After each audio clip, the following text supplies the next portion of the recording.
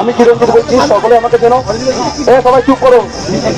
আমি বলতে চাইছি মাইক মালিককে এক হতে হবে। এই যে বলছে চোখ কমাতে হবে, চোখ কমবে দেবে, কিন্তু একটা কথা, আমাদের মাইক মালিক এমন হবে আর্টিস্ট। বললো 24টা চোখ, সবাই ভালো করে কথাটা শুনবে, কেউ কথা বলবে না।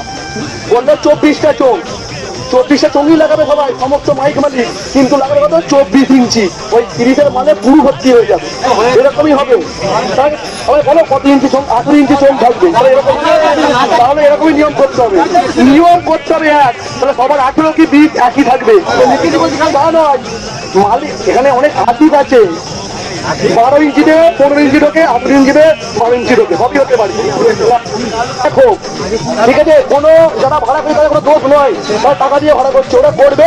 যে কেউ যদি বড় বেশি করে তাকে ভাড়া করবো, কারণ আমি কখনো প্রথম কথা বলছি, কারণ আমি মাইক্রোফোন ধরি, আমার ঘাট কাঁপছে, নিজেরই নার্ভাস লাগছে, কেউ খারাপ দেবো না। আমার বক্তব্য একটাই, সমস্ত মাইক মালিক আগে এক হও, তারপরে চিন্তা ভাবনা করবে মাইক বাজবে কি বাজবে না।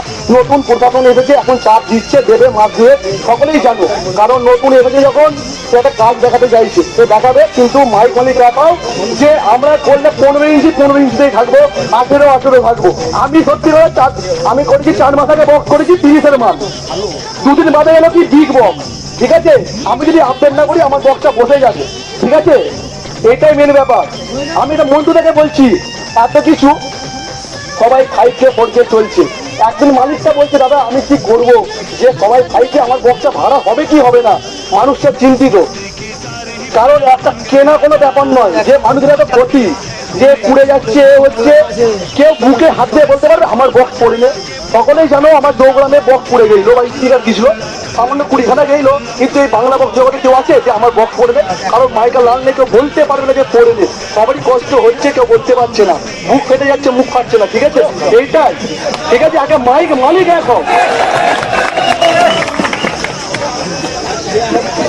বিগ বস মানে কি বস, কত চিরঞ্জিত ভালো কথা বলেছে।